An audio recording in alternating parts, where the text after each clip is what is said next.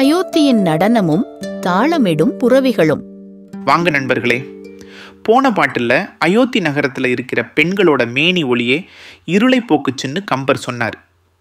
அந்த நகரத்தோட அழகு அங்கே இருக்கிற பெண்களின் பேரொளியா தெரிந்தது. இப்போ ஒரு நகரத்தோட உயிர்னு எதை சொல்லுவோம்? அங்கே இருக்கிற மக்களோட கலை, பண்பாடு, கொண்டாட்டம், இதையெல்லாம் கம்பர் எப்படி நமக்கு காட்டுறாருன்னு பார்ப்போம். ஒரு நகரத்தோட தாளம் எப்படி இருக்கும் கேட்போம் வாங்க. பதங்களில் தன்னுமை, பாணி, பன்னுற, விதங்களின் விதிமுறை சதி மிதிப்பவர், மதங்கியர், அச்சதி வகுத்துக் காட்டுவ, சதங்கைகள், அல்லன புறவித்தார்களே. இந்த அழகான பாட்டில் அயோத்தி நகரத்தோட கலைவளத்தையும் அங்கே இருக்கிற உயிர்ப்பையும் கம்பர் எப்படி வர்ணிக்கிறார் பாருங்க. முதல் வரி, பதங்களில் தன்னுமை, பாணி, பண் உற. பதங்கள்னா பாதங்கள், நடனமாடுற பெண்கள் அவங்களோட பாதங்களால். எதோடு சேர்ந்து?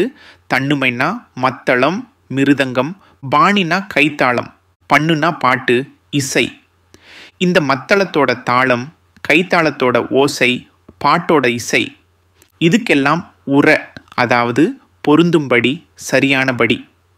அடுத்த வரி, விதங்களின் விதிமுறை சதி மிதிப்பவர்.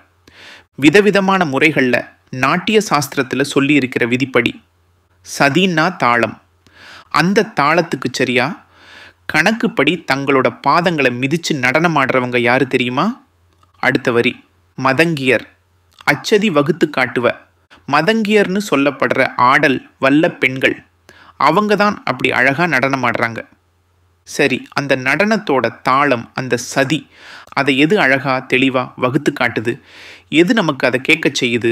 அவங்க காலில் போட்டிருக்கிற கடைசி வரி பாருங்க, சதங்கைகள், அல்லன புறவித்தார்களே. சதங்கைகள் தான், காலில் அணிந்த சதங்கை தான் அந்த தாளத்தை வகுத்து காட்டுது, அந்த ஓசையை நமக்கு கேட்க வைக்குது.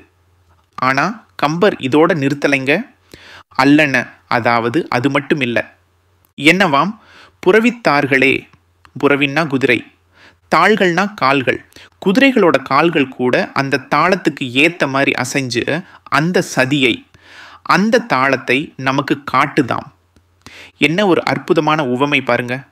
மனுஷங்களோட கலை, அவங்களோட நடனத்தாளம், அது வெறும் ஆடல் அரங்குல மட்டும் இல்லையாம். அந்த நகரத்தில் நடமாடுற குதிரைகளோட குளம்பொலியில கூட அந்த தாளம் எதிரொலிக்குதாம். ஒரு நகரத்தோட செழிப்பையும் அங்கே இருக்கிற உயிர்ப்பையும் கலை எல்லா இடத்துலையும் நிறைஞ்சிருக்குங்கிறத சொல்ல நடன பெண்களோட சதங்கையையும் குதிரைகளோட குளம்பொலியையும் ஒப்பிட்டு பாடுறார் கம்பர். அயோத்தியின் அழகை வர்ணித்த கம்பர் அதன் ஒளியையும் ஓசையையும் உயிர்ப்பையும் எப்படி தன் பாட்டின் வழியா நம் கண் முன்னாடி நிறுத்துறார் பாருங்க. கேட்பதற்கே எவ்வளவு ஆனந்தமா இருக்கு. அந்த நகரத்தோட தாளம் நம்ம மனசுலையும் ஒலிக்கிற மாதிரி ஒரு உணர்வு.